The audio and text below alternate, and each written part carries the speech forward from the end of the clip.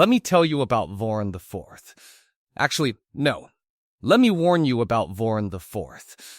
The Galactic Union, an organization not known for being dramatic, officially classified Vorryn IV as a Category 9 hostile environment. For reference, Category 9 means the planet itself seems personally offended by the concept of life. The atmosphere is 70% nitrogen, 20% oxygen, and 10% pure, unfiltered bad decisions. The fauna evolve fast, fight dirty, and apparently hold grudges. 3 separate survey teams went down in the last decade. The Union stopped sending a 4th after the 3rd team's only transmission was the sound of something laughing, followed by silence.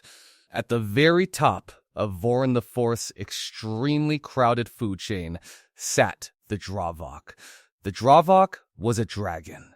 Not metaphorically, not loosely. A dragon. 6 legs, 2 wings, scales the color of cooling magma, a skull the size of a shuttle bay, and a temperament that could generously be described as homicidal. Xenobiologists who studied it from orbit, because nobody was studying it from the ground and living to publish, estimated it had no natural predators, no territorial competition, and no concept whatsoever of anything it should be afraid of. The Galactic Union had quarantined the entire planet, put up warning beacons, filed 17 separate resolutions declaring Vorryn IV off limits, printed pamphlets. Nobody went there. Nobody with functioning survival instincts, a family, a pension plan, or basic literacy went anywhere near Vorryn IV. And then there was Corporal Remy Holt. Remy was 26 years old, human, approximately average in every measurable physical category, and possessed of the singular quality that makes humans both invaluable and deeply exhausting to every other species in the galaxy. He simply did not process danger the same way everyone else did. Not because he was brave, exactly. More because some critical wire between his eyes and his brain, the wire labeled "This should scare you," had apparently never been installed at the factory. He was standing at the shuttle bay window with a thermos of terrible coffee, staring at the red-orange dot of Vorryn IV on the nav display. And he looked, genuinely, like a man deciding which hiking trail looked more scenic. Commander Voskel had 4 arms, 17 years of decorated military service, and, as of this morning, the beginning of what his physician would later confirm was a stress-induced molt. He stood at the head of the briefing room, a holographic map of Vorryn IV rotating slowly behind him, and looked at the assembled unit with the expression of a man who had already accepted that this meeting was going to go badly. "The situation," he said, in the clipped, precise tone of someone who has rehearsed this speech 3 times in the mirror, "is straightforward. A navigation beacon crashed on the surface of Vorryn IV approximately 36 hours ago. Without it, this entire sector loses jump point calibration. We need it retrieved. The mission requires 1 volunteer to descend to the surface, locate the beacon on foot, and return. Total estimated ground time, 20 minutes. Silence. Not polite silence. The specific silence of 11 soldiers suddenly finding the ceiling extremely interesting. Voskel's upper left arm twitched. The Draavok was last tracked 40 kilometers from the crash site. The probability of encounter is statistically low. More silence. 1 soldier, a Krellian named Foz with 4 eyes and excellent peripheral vision, slowly slid his chair backward by exactly 3 centimeters. "I need 1 volunteer," Voskel said again. The word volunteer landed in the room like a small, sad stone dropped into a very deep well. Then, Remy raised his hand. Voskel stared at him. "Corporal Holt." "Yeah, I am in, Remy said with the casual energy of someone agreeing to grab lunch. You understand what I am asking? Surface run, right? 20 minutes, grab the thing, come back. Voskel's secondary eyelids, the ones that only closed when he was genuinely distressed, flickered halfway shut. Yes, exactly that. What Remy did not mention, and what Voskel would only discover later from the audio log, was that Remy had heard service rum, and assumed this was some kind of morale exercise involving a beverage.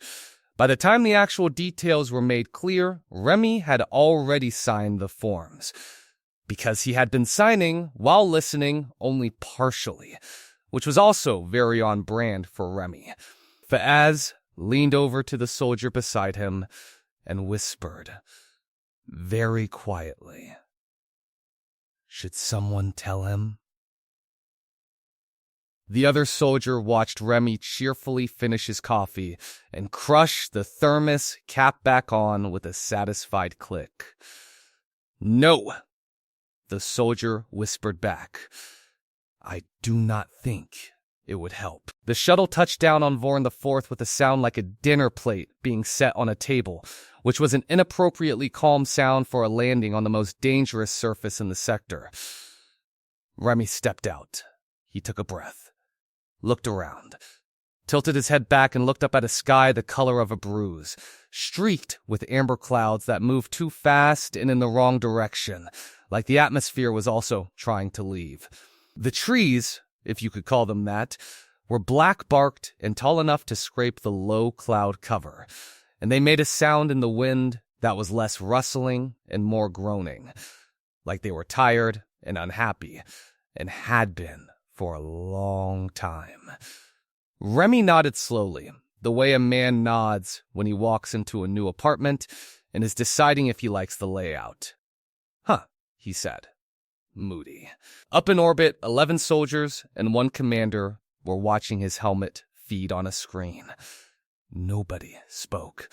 Faaz had both sets of hands clasped in front of him in what was technically a prayer pose, though he would later deny this. Remy consulted the beacon tracker on his wrist, oriented himself, and started walking. He was humming. Nobody in orbit could identify the tune. It was later determined to be something called a classic rock song, which meant nothing to anyone except that it was deeply inappropriate background music for the situation. He had been walking for 4 minutes and 30 seconds when the ground shook. Not an earthquake. Earthquakes build. This was a single, deliberate impact, like something enormous had decided to put its foot down, literally, and the planet had no choice but to agree. Then another. Then another. The trees to Remy's left, trees that had survived volcanic activity, Category 9 fauna, and decades of galactic neglect, leaned away from the sound. Groth emerged from the tree line. There is a specific problem with trying to describe the Draavok at close range, which is that human language was built around human-scale experiences, and Groth was not a human-scale experience.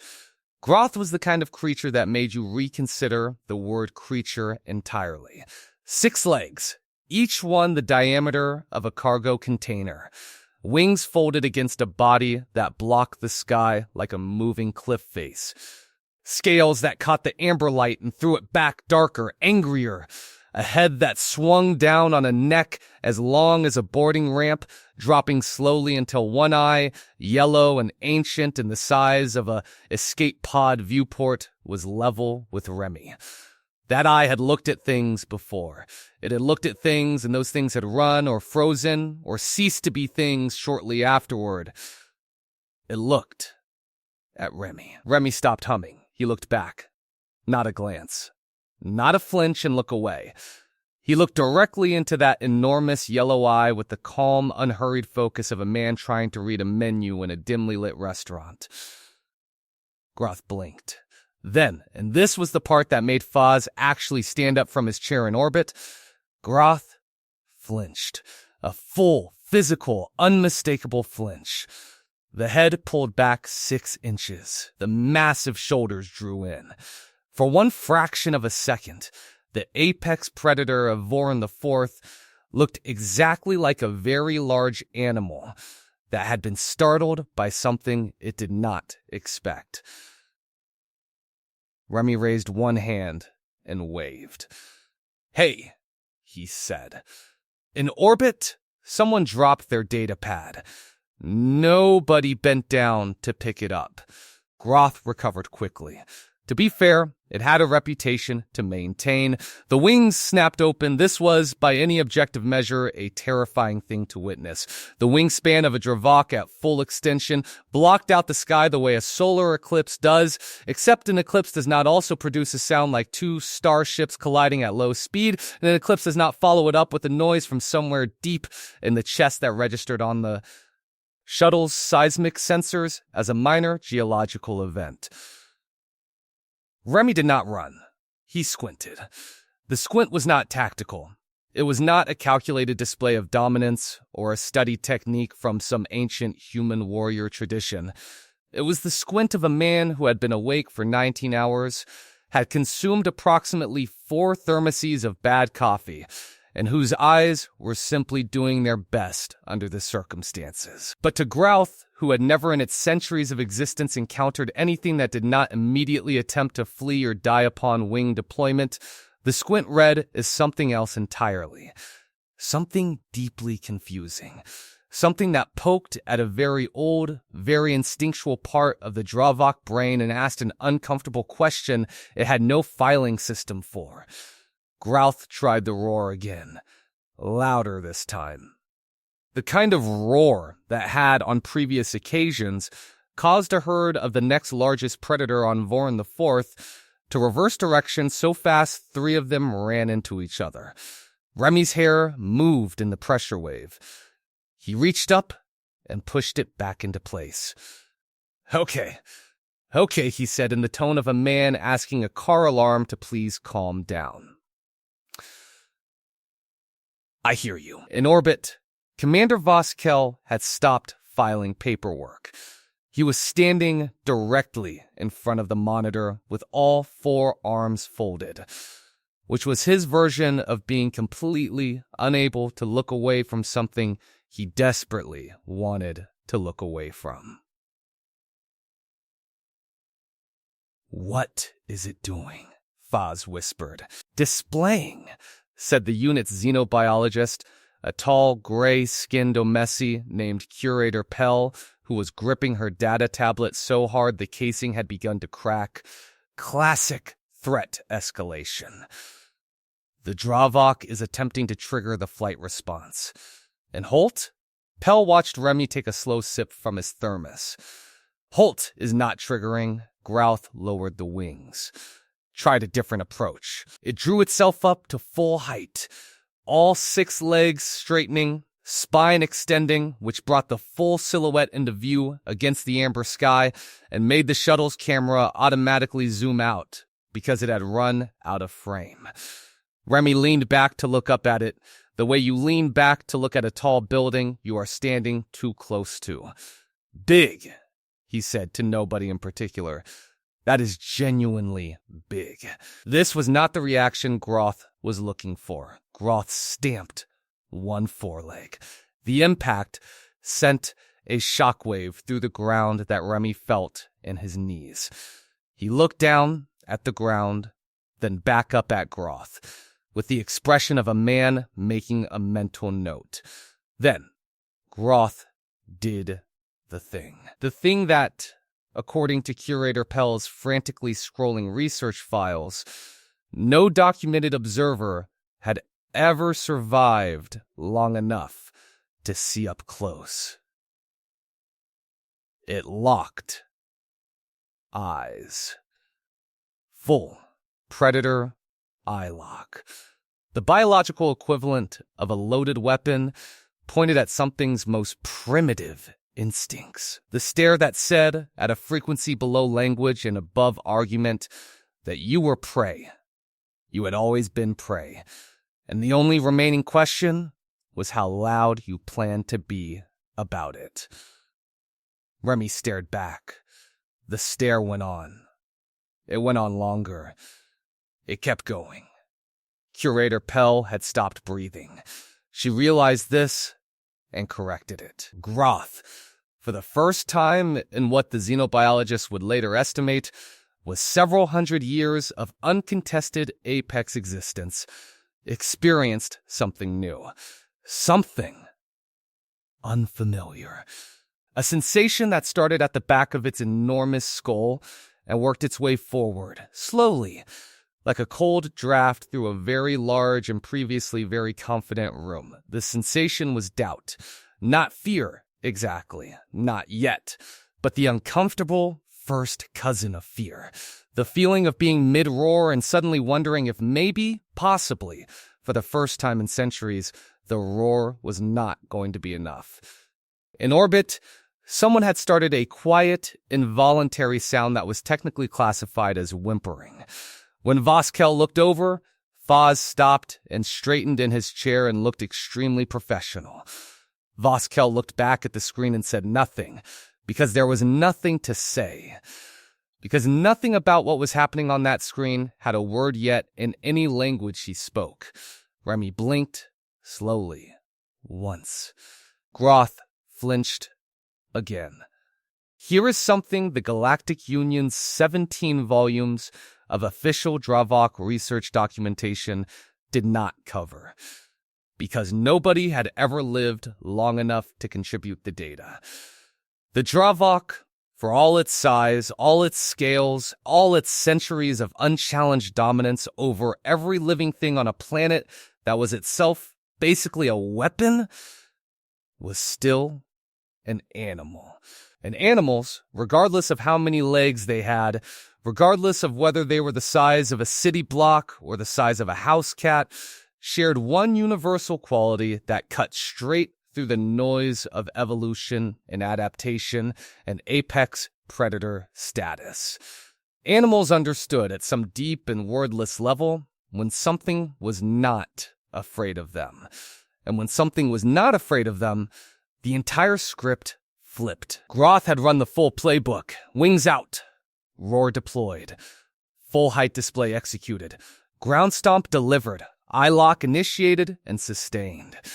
Every tool in a biological arsenal that had been refined over centuries of zero losses had been used in sequence with increasing intensity. And the small, soft, inexplicably calm creature standing on the ground below had responded to all of it with the energy of someone waiting for a bus that was running slightly late. The Draavok brain, ancient and enormous and wired exclusively for dominance, had no protocol for this. It was like a calculator being asked to solve a color. The inputs were coming in, and the outputs were simply not generating. Groth stood at full height, wings half extended, one foreleg still raised from the stomp, and experienced what Curator Pell would later describe in her published paper as, quote, a complete apex predator identity crisis, unquote. Remy watched the giant creature stand there, frozen in its own confusion, head lowered slightly now, that massive yellow eye blinking in a slow and uncertain rhythm it had probably never blinked in before. And Remy, who was operating on 4 thermoses of coffee, 19 hours without sleep, and a general philosophy toward the universe that could be summarized as well, let us see what happens, tilted his head to one side. Hey, he said quietly, you all right? Groth made a sound. Not a roar. Not a rumble. Something smaller, shorter, that came out almost before it could stop itself. The xenobiologists in orbit would spend 3 weeks analyzing the audio file. They would conclude it had no analog in any recorded Draavok vocalization. The closest match in their database was a sound made by a juvenile of a completely unrelated species when startled by its own reflection. Remy reached into his pack. In orbit, Foz grabbed the arm of the soldier next to him without looking. The soldier did not shake him off because the soldier had also grabbed the edge of the console with both hands. Voskel leaned forward until his nose was approximately 4 centimeters from the screen. Curator Pell had her tablet raised, but had stopped typing, her fingers hovering, because she needed to see what happened next before she could find any words for it. Remy pulled out a protein bar. It was a standard-issue military protein bar, which meant it was beige, dense, vaguely sweet, in the way that things are sweet when a committee has decided they should be sweet, and wrapped in a crinkly silver wrapper that made a small, cheerful, crinkling sound as Remy peeled it open. That sound, tiny and bright and completely absurd against the backdrop of a Category 9 death world, seemed to travel up through the air and arrive at Groth's ear slits like a question nobody had ever thought to ask before. Groth's head dropped, slowly, that enormous skull descending on the long neck, tilting slightly, one eye coming back down to Remy's level. The wings folded, not snapping this time, folding. The way things fold when the energy behind them has gone somewhere else. Remy held the protein bar up. I do not know if you eat these, he said reasonably. I do not actually know what you eat. Probably everything. But here. Groth stared at the protein bar.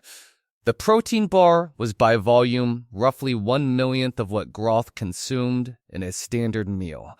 It was, by any nutritional measure, completely irrelevant to a creature of this size. It was the caloric equivalent of offering an ocean a single drop of water. Groth's nostrils, each one large enough for Remy to have climbed into if he had been interested in dying immediately, flared once. Then again. The head moved forward, carefully, with a slowness that was, on a creature this size, almost comical, like watching a mountain try to be gentle. The massive jaw came down. The lips, if the Draavok's facial structure could be said to have lips, parted, and Groth took the protein bar from Remy's hand with a delicacy that absolutely nobody in orbit was prepared for. There was a pause, a long one. Groth chewed, once, twice. The jaw moved with the careful deliberateness of something experiencing a completely new sensation and filing it very slowly. Then the Draavok sat down. Not slowly. Not carefully. It sat down the way a very large dog sits down when it has decided a situation is comfortable, which is to say it simply folded at the middle with a decisiveness that sent a shockwave through the ground and knocked 3 trees at the tree line over sideways. Remy stumbled, caught his balance, and looked at the newly seated Draavok with his hands on his hips. Yeah, he said. Okay, there you go. In orbit, nobody spoke for a full 7 seconds. 7 seconds is not a long time in most contexts. In this context, with 11 soldiers and 1 commander and 1 xenobiologist all watching a screen showing a human standing next to a seated Draavok on the surface of Vorryn IV, 7 seconds felt like a geological era. Foz broke it, not with words, just a sound. A short, high, involuntary sound that he would describe afterward when required to file his incident report as a vocalization of professional surprise. Remy looked at Groth. Groth looked at Remy with that enormous yellow eye, which had, in the last 4 minutes, gone through more emotional range than it had probably managed in the last 4 decades. Remy reached out. He patted the side of Groth's jaw. 3 solid, friendly pats. The kind you give something when you are pleased with it and want it to know. Groth went completely still. Then, with the slow inevitability of a very large thing surrendering to a very small moment, the Draavok leaned into it. Just slightly. Just enough. The way animals do when something feels unfamiliar but not bad. And the unfamiliarity is losing the argument with the not bad. Remy found what he assumed, based on the general geography of the skull, was probably the ear region and scratched. Groth made the sound again. The small, uncertain, previously unclassified sound. Curator Pell dropped her tablet. It clattered on the floor of the observation deck, and she did not pick it up because she was no longer capable of looking away from the screen, where Corporal Remy Holt, 26 years old human, armed with a protein bar and 19 hours of sleep deprivation, was scratching behind the ear of the apex predator of Vorryn IV while humming something that was probably classic rock. Voskel straightened up from the screen very slowly. He turned around, he walked to his chair, he sat down. He looked at the ceiling for a moment. The way people look at ceilings when they are trying to locate. Somewhere up there, a version of events that makes more sense than the one they just witnessed. Then he began filling out the paperwork for early retirement. Remy found the beacon 7 minutes later. It was sitting in a shallow crater about 200 meters from where he had left Groth, half buried in the dark soil of Vorryn IV. Its emergency light still blinking with the patient. Dim persistence of something that had given up on being rescued quickly, but had not quite given up entirely. Remy dug it out with his hands, knocked the dirt off it against his knee, checked that the casing was intact, and dropped it in his pack with the same energy a person uses when retrieving a dropped pen from under a desk. He hummed the whole way back. Groth followed him, not aggressively, not in the way the Draavok followed things on Vorryn IV, which was the way a conclusion follows a premise. It followed Remy the way a very large, very confused animal follows something it has decided it is not done with yet. At a distance of about 40 meters. Head low. Steps careful. 6 legs moving with a deliberateness that, on a creature this size, still managed to rattle the ground with every footfall, but somehow, in context, felt almost polite. Remy glanced back once, saw the Draavok trailing behind him like the world's largest and most geologically impactful duckling, and nodded. "Yeah, all right," he said. "You can walk me back. That is fine." In orbit, the observation deck had developed the atmosphere of a room in which everyone has just watched something they cannot explain and are now waiting for someone else to explain it first so they do not have to. Foz had sat back down, but was sitting in the way people sit, when their body has returned to a chair, but their mind is still somewhere on the surface of Vorryn IV, trying to process what it saw. His 4 eyes were fixed on the screen. His 4 hands were folded in his lap with a stillness that suggested he had made a decision to be very calm and was enforcing it manually. Curator Pell had retrieved her tablet from the floor. She was typing. She had been typing continuously for the last 6 minutes and had filled approximately 4 pages of notes, most of which began with phrases like preliminary observation suggests, and it is possible that, and I want to be clear that I am not certain this is what I am seeing, but she was a scientist. And science was the only framework she had for what she was watching, and even that framework was currently making some unusual noises under the strain. The other soldiers were doing various things. One was eating, because soldiers eat when they are stressed, and stress had been high for the last 20 minutes. One had called up the official Draavok threat file on his personal console and was reading it with the expression of someone rereading a recipe that did not produce the dish they were currently eating. One had simply put his head on the console and was resting it there, face down, not asleep, just no longer willing to engage with vertical reality. Voskel was still in his chair. He had not moved since sitting down. He was still looking at the ceiling, but with less searching now and more acceptance. The way you look at a ceiling when you have stopped hoping it has answers, and have started simply appreciating that it is there and is not doing anything unexpected, which put it ahead of everything else in his day. On the screen, Remy reached the shuttle. He stopped at the base of the ramp and turned around. Groth stopped too. 40 meters back, head still low. That enormous yellow eye watching Remy with an expression that Curator Pell, in her published paper, would eventually describe as, and she acknowledged this was not a scientific term, wistful. Remy looked at Groth for a moment. Then, he reached into his pack, pulled out a second protein bar, and tossed it underhand in Groth's direction. It traveled approximately 3 meters before landing in the dirt, which was about 3 meters short of Groth by a significant margin, because Remy had thrown it with the arm of a man whose physical capabilities were, as previously established, approximately average in every measurable category. The protein bar sat in the soil looking small and silver and faintly ridiculous against the dark ground of Vorryn IV. Groth looked at it. Then Groth looked at Remy. Then, with the same enormous careful delicacy it had used the first time, Groth leaned down and picked up the protein bar from the dirt.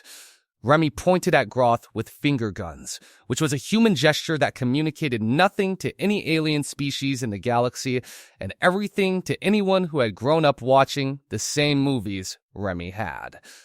"Good talk," Remy said. He walked up the ramp. The shuttle door closed behind him with a pressurized hiss.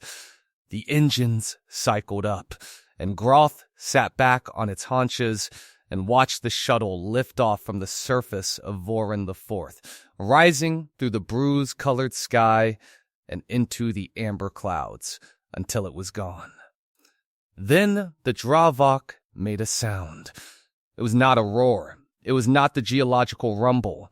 It was not any of the sounds that appeared in any of the 17 volumes of official Draavok research documentation, cross-referenced and indexed and color-coded by a team of xenobiologists who had spent years studying this creature from a very safe distance. It was small. It came from somewhere in the chest, not the throat. It rose and fell once, briefly, and then it was over, and the only things that heard it were the black-barked trees leaning in the amber wind and the survey sensors on the shuttle that were still running, because nobody had turned them off. The audio file was transmitted to orbit along with everything else. Curator Pell opened it 3 hours later at her console with a cup of something warm and a data stylus in the full intention of classifying it professionally. She listened to it once. Then she sat quietly for a moment. Then she labeled the file and closed it, and the label she gave it was Draavok Vocalization, Unclassified, Surface Event, Vorryn IV. Closest analog and database, whimper. She stared at that word for a while. Then she saved it and went to get another cup of something warm, because she needed a minute. Back on the ship, Remy dropped the beacon on the equipment tray, unclipped his helmet, and accepted the small, dazed silence of 11 alien soldiers and one commander staring at him like he had just done something that rewrote a chapter of every field manual they had ever read. "Got the beacon," he said, helpfully. Nobody spoke. Remy looked around. Was there something else? Voskel opened his mouth, closed it, opened it again. He was a decorated commander with 17 years of service, a citation for bravery under fire, and a commendation from the Union High Council.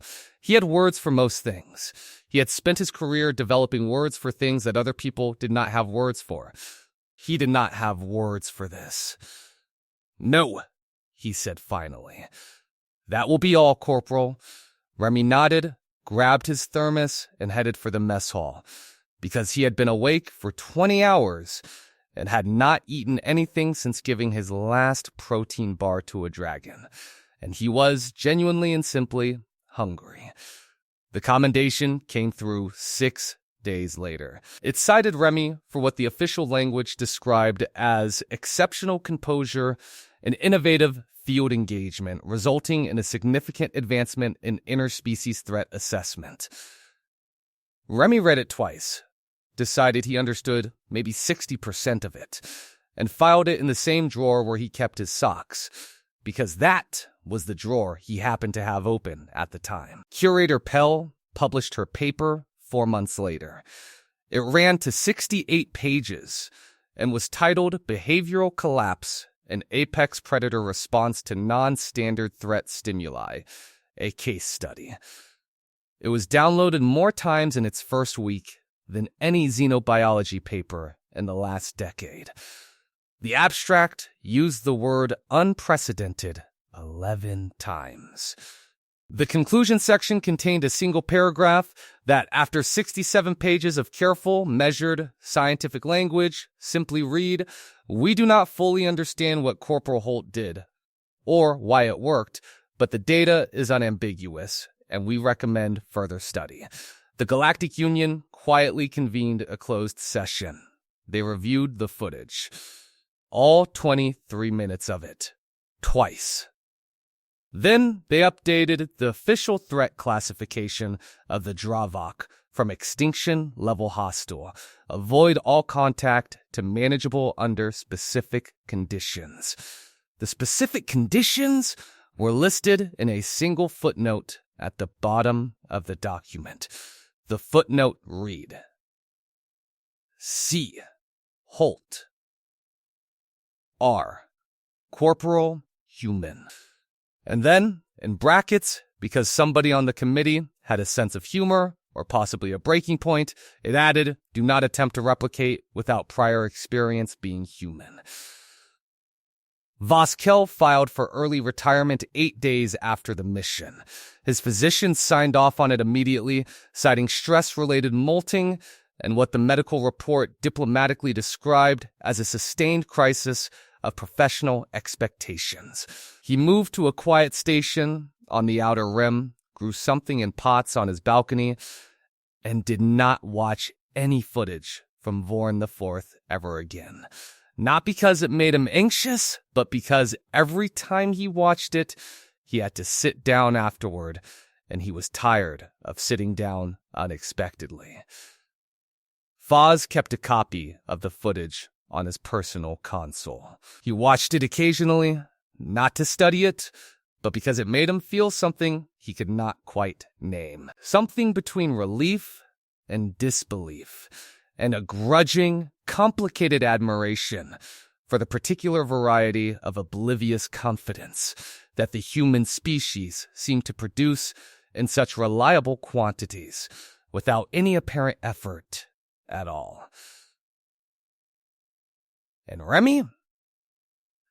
Remy booked a return trip to Vorryn IV 3 weeks later. When Voskel, still technically on the roster during his transition to retirement, saw the travel request come through, he stared at it for a long time. The reason listed in the request form under purpose of visit was vacation. Voskel approved it. Not because it made sense. It did not make sense. It made the opposite of sense.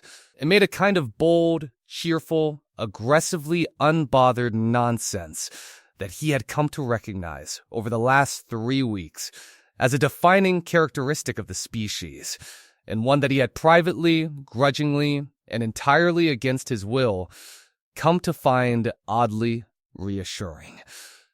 He approved it, closed his console, and went back to his pots and his balcony and his quiet outer rim station. And on Vorryn IV, in the amber lit dark beneath the groaning black trees, the apex predator of the most dangerous planet in the sector sat on its haunches and looked up at the sky with one enormous yellow eye. Waiting.